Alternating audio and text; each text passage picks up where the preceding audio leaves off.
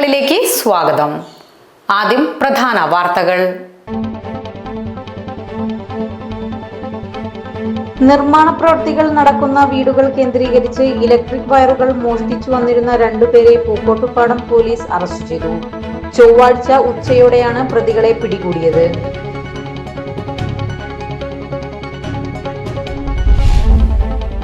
വാടക കെട്ടിടത്തിൽ പ്രവർത്തിച്ചു വരുന്ന എടക്കര സബ് ട്രഷറിയുടെ പുതിയ കെട്ടിടം ധനകാര്യ വകുപ്പ് മന്ത്രി KN ബാലഗോപാൽ ഓൺലൈനായി ഉദ്ഘാടനം ചെയ്തു. കേരളത്തിന്റെ സാമ്പത്തിക നടത്തിപ്പ് സംവിധാനം വളരെ ഫലപ്രദമാണ്. കേരളത്തിന്റെ ട്രഷറി സംവിധാനം ഡിജിറ്റലായി കഴിഞ്ഞെന്നും അദ്ദേഹം പറഞ്ഞു. നിലമ്പൂർ നിയോജക മണ്ഡലത്തിൽ നടപ്പാക്കുന്ന സമഗ്ര വികസന പദ്ധതിയായ വികാസ് വിഷൻ വികസന രംഗത്ത് മാതൃകയാണെന്ന് PV Abdul Wahab MP. Vikas vision 2040 നിയോജക മണ്ഡലം തല ശില്പശാല ഉദ്ഘാടനം ചെയ്ത് സംസാരിക്കുകയായിരുന്നു അദ്ദേഹം.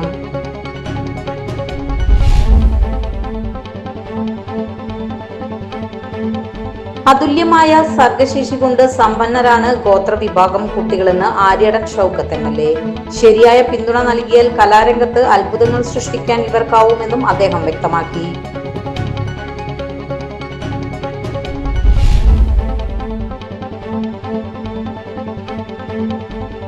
പതിറ്റാണ്ടുകളായുള്ള എരിഞ്ഞമങ്ങാട് പൊയിൽ നിവാസികളുടെ യാത്രാ ക്ലേശത്തിന് അറുതിയായി പ്രദേശത്തെ 45ഓളം കുടുംബങ്ങളുടെ സ്വപ്നമായിരുന്ന റോഡ് PK ബഷീർ MLA ഉദ്ഘാടനം ചെയ്തു.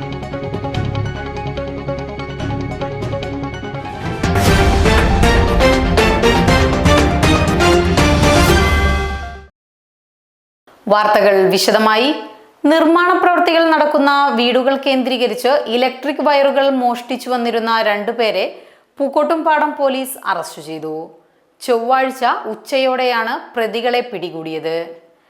SHO രാജേന്ദ്രൻ നായരുടെ നേതൃത്വത്തിൽ പ്രത്യേകമായി രൂപീകരിച്ച അന്വേഷണ സംഘമാണ് പ്രതികളെ വലയിലാക്കിയത്. ചുള്ളിയോട് പരത, ഒടുക്കൻ ജിത്തു, നറുക്കിൽ ശ്രീജിത്ത് എന്നിവരെയാണ് പിടികൂടിയത്. കഴിഞ്ഞ 3 വർഷമായി 22ൽ പരം സ്ഥലങ്ങളിൽ സമാന രീതിയിൽ മോഷണം നടത്തിയതായി പ്രതികൾ മൊഴി നൽകിയിട്ടുണ്ട്. കഴിഞ്ഞ ഒരാഴ്ചക്കിടെ നടന്ന 3 മോഷണങ്ങളുമായി ബന്ധപ്പെട്ടാണ് അറസ്റ്റ്. അച്ചാറ് കമ്പനിക്ക് സമീപം കല്ലിടുക്കിൽ ജോയൽ ജോസിന്റെ വീട്ടിലായിരുന്നു ആദ്യമായി മോഷണം റിപ്പോർട്ട് ചെയ്തത്. തുടർന്ന് പൂക്കോട്ടുംപാടം എടക്കര മലയോര പാതയോരത്തെ പറയങ്കാട് ഡയാലിസിസ് സെന്ററിന് സമീപം നിർമ്മാണത്തിലിരുന്ന മേലെടുത്ത് ഹസ്കറിന്റെ വീട്ടിലും മോഷണം നടന്നു. വീട്ടിൽ CCTV ക്യാമറകൾ ഉണ്ടായിരുന്നുവെങ്കിലും ക്യാമറകളുടെ പരിധിക്ക് പുറത്തുള്ള ഭാഗങ്ങളിലെ ഇലക്ട്രിക് കേബിളുകളാണ് മുറിച്ചെടുത്തത്. വയറിംഗ് പൂർത്തിയാക്കി സീലിംഗ് പ്രവൃത്തികൾ നടത്തിയിരുന്ന വീട്ടിൽ വിവിധ ഭാഗങ്ങളിലെ കേബിളുകൾ മുറിച്ചെടുത്തതിനാൽ മുഴുവൻ വീടും വീണ്ടും വയറിംഗ് ചെയ്യേണ്ട അവസ്ഥയായി. സീലിംഗ് പൊളിച്ച് പുനഃസ്ഥാപിക്കേണ്ട സാഹചര്യമുണ്ടായതോടെ സാധന ചെലവും പണിക്കൂലിയും ഉൾപ്പെടെ ഏകദേശം 6 ലക്ഷം രൂപയുടെ അധിക ബാധ്യത വരുമെന്നാണ് വീട്ടുകാർ അറിയിച്ചത്. സമാന രീതിയിൽ നിർമ്മാണത്തിലിരുന്ന പുലത്ത് ഷിഹാസിന്റെ കെട്ടിടത്തിൽ നിന്നും 50,000 രൂപയുടെ വയറുകളും പൂക്കോട്ടുംപാടത്തെ വലിയ ജുമാഅത്ത് പള്ളിയിൽ നിന്നും 5,000 രൂപ വില വരുന്ന 2 ബോക്സ് വയറുകളും മോഷണം പോയെന്ന പരാതിയും നിലനിൽക്കുന്നു. പരാതികളുടെ അടിസ്ഥാനത്തിൽ പ്രത്യേക അന്വേഷണ സംഘം രൂപീകരിച്ച് CCTV ദൃശ്യങ്ങൾ പരിശോധിക്കുകയും പ്രദേശങ്ങളിൽ നിരീക്ഷണം ശക്തമാക്കുകയും ചെയ്തതിന്റെ അടിസ്ഥാനത്തിലാണ് പ്രതികളെ തിരിച്ചറിഞ്ഞത്. പ്രതികളിൽ നിന്നും മോഷ്ടിച്ച കേബിളുകളുടെ ഭാഗങ്ങളും പോലീസ് പിടിച്ചെടുത്തതായി അറിയിച്ചു. പ്രത്യേക അന്വേഷണ സംഘത്തിൽ സബ് ഇൻസ്പെക്ടർമാരായ ജെയിംസ് ജോൺ, അബ്ദുൽ നാസർ എന്നിവരും SCPO KT നൌഷാദ് എന്നിവരുടെ നേതൃത്വത്തിലുള്ള സംഘവുമാണ് പ്രതികളെ അറസ്റ്റ് ചെയ്തത്.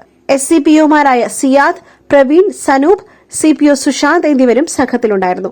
കേസിൽ കൂടുതൽ അന്വേഷണം പുരോഗമിക്കുകയാണെന്നും സമീപ സ്റ്റേഷൻ പരിധികളിൽ നടന്ന സമാന കേസുകളുമായി ബന്ധമുണ്ടോ എന്ന് പരിശോധിച്ചു വരികയാണെന്നും പോലീസ് വ്യക്തമാക്കി. പ്രതികളെ നിലമ്പൂർ കോടതിയിൽ ഹാജരാക്കി റിമാൻഡ് ചെയ്തു. വാടക കെട്ടിടത്തിൽ പ്രവർത്തിച്ചു വരുന്ന എടക്കര സബ് ട്രഷറിയുടെ പുതിയ കെട്ടിടം ധനകാര്യ വകുപ്പ് മന്ത്രി KN ബാലഗോപാൽ ഓൺലൈനായി ഉദ്ഘാടനം ചെയ്തു. കേരളത്തിന്റെ സാമ്പത്തിക നടത്തിപ്പ് സംവിധാനം വളരെ ഫലപ്രദമാണ്. ഇന്ത്യയിൽ ഏറ്റവും മികച്ച രീതിയിൽ പ്രവർത്തിക്കുന്ന ട്രഷറി സംവിധാനമാണ് കേരളത്തിന്റേത്. കേരളത്തിന്റെ ട്രഷറി സംവിധാനം ഡിജിറ്റലായി കഴിഞ്ഞെന്നും അദ്ദേഹം പറഞ്ഞു. ട്രഷറിയാണ് നമ്മുടെ ഗവൺമെന്റിന്റെ സാമ്പത്തിക പ്രവർത്തനങ്ങളുടെ നട്ടൽ.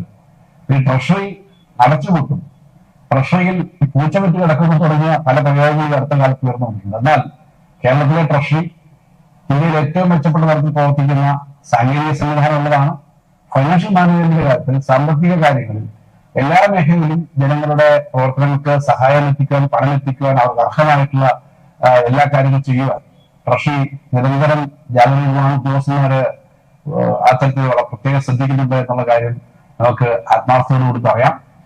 കേന്ദ്ര ഗവൺമെന്റിന്റെ വലിയ തോതിലുള്ള സാമ്പത്തിക വെട്ടിക്കുറവ് വരുന്ന ഒരു ഘട്ടത്തിൽ സംസ്ഥാനം അതിനൊക്കെ അവഗണിച്ചുകൊണ്ട് മുന്നോട്ട് പോകുന്നു. അതിൽ ട്രഷറി പ്രവർത്തനം വളരെ കൃത്യമായി മാനേജിന് നമുക്ക് കഴിഞ്ഞു എന്നുള്ളത് എടുത്തു പറയേണ്ടതാണ്. 2014 മുതലാണ് എടക്കര മേനോൻകുട്ടി ബൈപ്പാസ് റോഡിലെ വാടക കെട്ടിടത്തിൽ എടക്കര സബ് ട്രഷറി പ്രവർത്തനം ആരംഭിച്ചത്. എടക്കര, വഴിക്കടവ്, ചുങ്കത്തറ, മൂത്തേടം, പോത്തുകല്ല് എന്നീ ഗ്രാമപഞ്ചായത്തുകളും അതിനു കീഴിൽ വരുന്ന സ്ഥാപനങ്ങളുമാണ് ഈ ട്രഷറിയുടെ കീഴിൽ പ്രവർത്തിക്കുന്നത്. ട്രഷറി അടിസ്ഥാന സൗകര്യ വികസന പദ്ധതിയിൽ ഉൾപ്പെടുത്തി 1.5 കോടി രൂപ ചിലവഴിച്ചാണ് 2500 സ്ക്വയർ ഫീറ്റിൽ എടക്കര സബ് ട്രഷറി നിർമ്മാണം പൂർത്തീകരിച്ചത്. എടക്കര ഇന്ദിരാഗാന്ധി ബസ് ടെർമിനലിൽ നടന്ന പരിപാടിയിൽ ആര്യാടൻ ഷൗക്കത്ത് MLA അധ്യക്ഷത വഹിച്ചു. മധ്യമേഖല ഡെപ്യൂട്ടി ഡയറക്ടർ PR സിന്ധു, വിവിധ ബ്ലോക്ക് പഞ്ചായത്ത് പ്രസിഡന്റുമാരായ ബോബി സി മാബ്ര, ദീപ ഹരിദാസ്, എബെ ജോസ്, TK ഹഫ്സത്ത്, റംലത്ത് നെയ്തക്കോടൻ, എടക്കര ഗ്രാമപഞ്ചായത്ത് വൈസ് പ്രസിഡന്റ് അബ്ദുൾ റസാഖ് എരഞ്ഞിക്കൽ, മെമ്പർമാരായ P Josmi Thomas, KC Shahul Hameed, PK Abdul Shameer, OT James, വിവിധ രാഷ്ട്രീയ പാർട്ടി പ്രതിനിധികൾ തുടങ്ങിയവർ പങ്കെടുത്തു. കെട്ടിടത്തിന് സ്ഥലം സൗജന്യമായി നൽകിയ AG സജീവോനെ ചടങ്ങിൽ മൊമെന്റോ നൽകി ആദരിച്ചു. നിലമ്പൂർ നിയോജക മണ്ഡലത്തിൽ നടപ്പാക്കുന്ന സമഗ്ര വികസന പദ്ധതിയായ വികാസ് വിഷൻ വികസന രംഗത്ത് മാതൃകയാണെന്ന് PV Abdul Wahab MP. Vikas vision 2040 നിയോജക മണ്ഡലം തല ശില്പശാല ഉദ്ഘാടനം ചെയ്ത് സംസാരിക്കുകയായിരുന്നു അദ്ദേഹം. ദീർഘവീക്ഷണത്തോടെയുള്ള പദ്ധതി ആസൂത്രണം നിലമ്പൂരിന്റെ ശോഭനമായ ഭാവിക്ക് അനിവാര്യമാണെന്ന് അദ്ദേഹം പറഞ്ഞു. വിനോദസഞ്ചാര മേഖലയിൽ അനന്ത സാധ്യതകളാണ് നിലമ്പൂരിനുള്ളത്. ടൂറിസം അടക്കമുള്ള പദ്ധതികൾ ജനകീയമായി നടപ്പിലാക്കുവാൻ സാധിച്ചാൽ അത് വൻ വിജയമായിരിക്കുമെന്നും വ്യക്തമാക്കി. ആര്യാടൻ ഷൗക്കത്ത് MLA അധ്യക്ഷത വഹിച്ചു. CH Iqbal, NA Kareem, VA Kareem, Panayi Jacob, A Gopinathan തുടങ്ങിയവർ സംസാരിച്ചു. Project coordinator doctor Babu Varghese പദ്ധതി വിശദീകരിച്ചു. തുടർന്ന് 14 മേഖലകളെക്കുറിച്ച് നിയോജക മണ്ഡലത്തിലെ വിവിധ പഞ്ചായത്തുകളിൽ നിന്നും എത്തിയ പ്രതിനിധികൾ ചർച്ച നടത്തി ആശയങ്ങൾ അവതരിപ്പിച്ചു. പൊതുജനങ്ങളിൽ നിന്നും നേരിട്ട് ലഭിക്കുന്ന അഭിപ്രായങ്ങൾ കൂടി ചേർത്തായിരിക്കും അന്തിമ പദ്ധതി രൂപീകരിക്കുക. അതുല്യമായ സർഗശേഷി കൊണ്ട് സമ്പന്നരാണ് ഗോത്രവിഭാഗം കുട്ടികളെന്ന് ആര്യാടൻ ഷൗക്കത്ത് MLA. ശരിയായ പിന്തുണ നൽകിയാൽ കലാരംഗത്ത് അത്ഭുതങ്ങൾ സൃഷ്ടിക്കാൻ ഇവർക്കാവുമെന്നും അദ്ദേഹം വ്യക്തമാക്കി. പൊതുവിദ്യാഭ്യാസ വകുപ്പ് മലപ്പുറം ഡയറ്റിന്റെ ആഭിമുഖ്യത്തിൽ ഗോത്രമേഖലയിലെ കുട്ടികൾക്കായി നടത്തിയ അഭിനയം ദ്വിദിന നാടക കളരി ഉദ്ഘാടനം ചെയ്ത് സംസാരിക്കുകയായിരുന്നു അദ്ദേഹം. DIET principal doctor KP Rajesh അധ്യക്ഷനായിരുന്നു. DIET senior lecturer doctor Babu Varghese, ലെക്ചറർമാരായ സിനിഷ, സഫൂറ എന്നിവർ സംസാരിച്ചു. രഘുനാഥൻ കണ്ണൂർ, സുനീഷ് വടക്കുംപാടൻ എന്നിവർ നേതൃത്വം നൽകി. പതിറ്റാണ്ടുകളായുള്ള എരിഞ്ഞമങ്ങാട് പൊയിൽ നിവാസികളുടെ യാത്രാ ക്ലേശത്തിന് അറുതിയായി. പ്രദേശത്തെ 45ഓളം കുടുംബങ്ങളുടെ സ്വപ്നമായിരുന്ന റോഡ് PK ബഷീർ MLA ഉദ്ഘാടനം ചെയ്തു.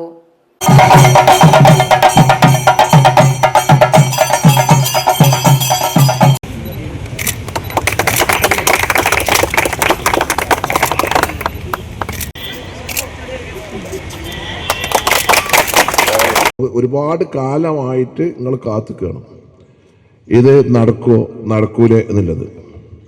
ഒരു ദിവസം നിലമ്പൂർ ഫോറസ്റ്റ് DFOനെ ഞാനും ഷൗക്കത്തും ഒക്കെ അടക്കമുള്ള ഇവിടുത്തെ ഹാരിസ് അടക്കമുള്ള പിന്നെ അതുപോലെ തന്നെ നമ്മുടെ ഇവിടുത്തെ മറ്റ് ക്ലബിൻ്റെ അംഗങ്ങളൊക്കെ ഒന്ന് DFOനെ കാണാൻ പോയി.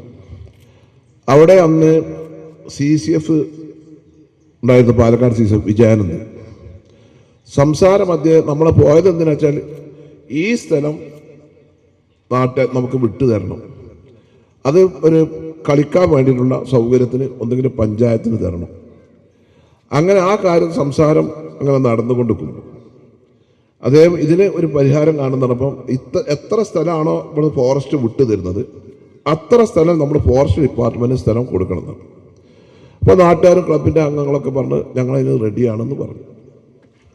അതിൻ്റെ കൂട്ടത്തിൽ സംസാര മധ്യേ ഈ റോഡിൻ്റെ ഈ പൊയില് റോഡിൻ്റെ കാര്യം പറഞ്ഞു. അപ്പോൾ CCF അതൊരു പോസിറ്റീവായിട്ട് എടുത്തു, നമുക്കതിനൊരു പരിഹാരം ഉണ്ടാക്കാം എന്ന് പറഞ്ഞു. അങ്ങനെയാണെന്ന് ഇതിനൊരു തുടക്കം 2023-24 തുടക്കം കുറിക്കുന്നത്. MLAയുടെ ആസ്തി വികസന ഫണ്ടിൽ നിന്നും അനുവദിച്ച 27 ലക്ഷം രൂപ ചിലവഴിച്ചാണ് റോഡ് നിർമ്മാണം പൂർത്തിയാക്കിയത്. 540 മീറ്റർ നീളത്തിലും 4.2 മീറ്റർ വീതിയിലുമാണ് റോഡ് നിർമ്മിച്ചിരിക്കുന്നത്. വനം വകുപ്പിന്റെ അധീനതയിലുള്ള സ്ഥലത്തിലൂടെ റോഡ് യാഥാർത്ഥ്യമാക്കുവാൻ സാധിച്ചത് വലിയ നേട്ടമായാണ് പ്രദേശവാസികൾ കാണുന്നത്. വനം വകുപ്പ് ഉന്നത ഉദ്യോഗസ്ഥരുമായി MLA നടത്തിയ നിരന്തരമായ ചർച്ചകൾക്കൊടുവിലാണ് വനഭൂമിയിലൂടെ റോഡ് നിർമ്മിക്കുവാനുള്ള അനുമതി ലഭിച്ചത്. ഉദ്ഘാടന പ്രസംഗത്തിൽ വന്യമൃഗശല്യം നേരിടുവാൻ വനം വകുപ്പിന് വാഹനം വാങ്ങുന്നതിനായി 25 ലക്ഷം രൂപ അനുവദിച്ച കാര്യവും MLA സൂചിപ്പിച്ചു. കൂടാതെ പ്രദേശത്തെ കായിക പ്രേമികൾക്കായി എരഞ്ഞിമങ്ങാട് മൈതാനത്തിന് ആവശ്യമായ സ്ഥലം വനം വകുപ്പിൽ നിന്നും ലഭ്യമാക്കുവാനുള്ള നടപടികൾ അവസാന ഘട്ടത്തിലാണെന്നും അദ്ദേഹം കൂട്ടിച്ചേർത്തു. എല്ലാവരും അതിന് പണം കൊടുക്കാറുണ്ട്. അങ്ങനെ 17 ലക്ഷം രൂപക്ക് ആദ്യം ഒരു സ്ഥലം എടുക്കാൻ തീരുമാനിച്ചു. ആ സ്ഥലം എടുത്തു. പക്ഷെ പിന്നെ അവരെന്ത് പറ്റി ആ സ്ഥലത്ത് പിന്നെ അതിന്റെ NOCന്റെ പ്രശ്നം വന്നപ്പം അതിന്റെ രജിസ്ട്രേഷൻ നടക്കില്ല എന്ന് പറഞ്ഞു. ഇപ്പൊ വേറെ ഒരു സ്ഥലം കണ്ടു. ആ സ്ഥലം ഇവിടെ അന്ന് ഇവിടെ നാട്ടുകാരിക്ക് പണം സ്വരൂപിച്ച അവര് അതിന്റെ ബന്ധപ്പെട്ട ആളുകൾ ആ സ്ഥലം കണ്ട് അതിന് കച്ചവടം പറഞ്ഞു. ഫോറസ്റ്റ് ഡിപ്പാർട്ട്മെന്റ് അതിന്റെ NOC അയച്ചിട്ടുണ്ട്. ആ സ്ഥലത്തിന് NOC കിട്ടി ഫോറസ്റ്റിന് കൈമാറിയാൽ ഈ ഗ്രൗണ്ട് നാട്ടുകാർക്ക് കളിക്കാൻ നിങ്ങളുടെ ഉടമസ്ഥതയിലാവും എന്നാണ് എനിക്ക് നിങ്ങളോട് പറയാനുള്ളത്. അത് അടുത്ത് തന്നെ ഉണ്ടാവും. മറ്റെന്താ പറയുക, ഇതിങ്ങനെ ഫോറസ്റ്റിലാവുമ്പോൾ എന്താ വെച്ചാൽ നമ്മൾ ഫോറസ്റ്റിന് വെക്കും.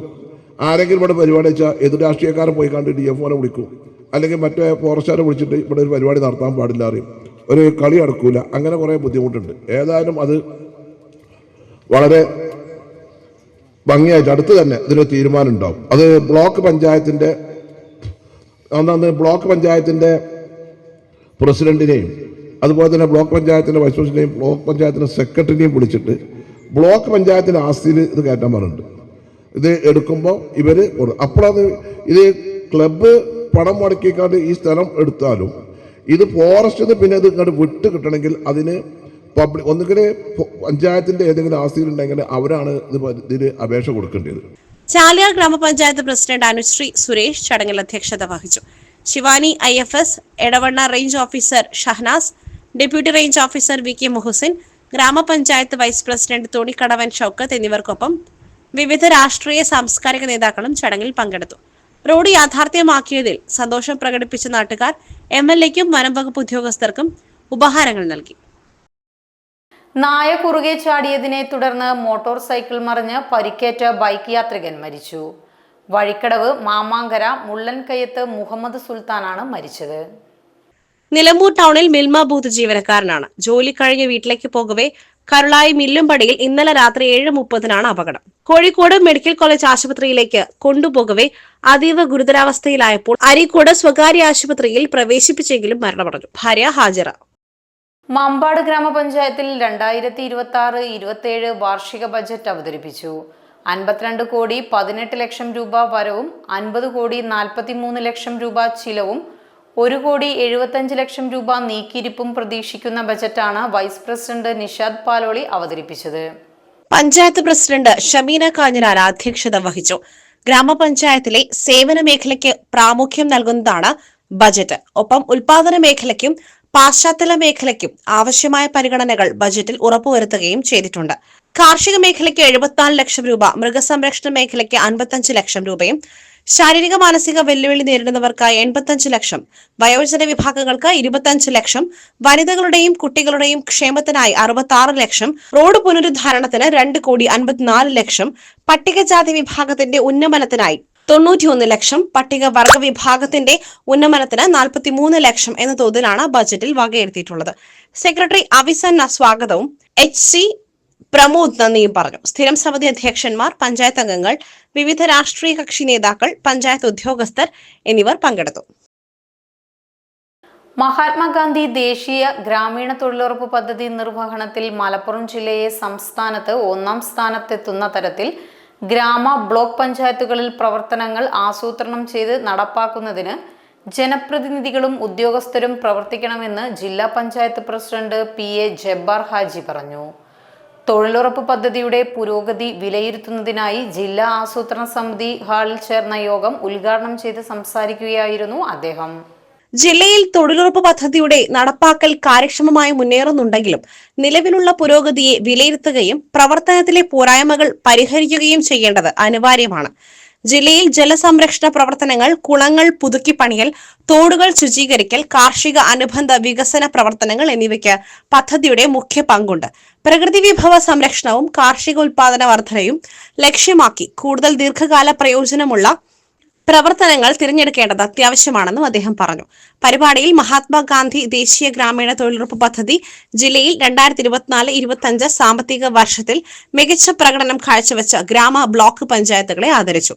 ജില്ലയിൽ മികച്ച പ്രകടനം കാഴ്ചവെച്ച 1, 2, 3 സ്ഥാനങ്ങൾ കരസ്ഥമാക്കിയത് എടപ്പാൾ, എടപ്പറ്റ, ചെറുകാവ് ഗ്രാമപഞ്ചായത്തുകളും കൊണ്ടോട്ടി, പൊന്നാനി, നിലമ്പൂർ ബ്ലോക്ക് പഞ്ചായത്തുകളുമാണ്. ജില്ലാ കളക്ടർ ഡോക്ടർ വിനയ് ഗോയൽ അധ്യക്ഷത വഹിച്ചു.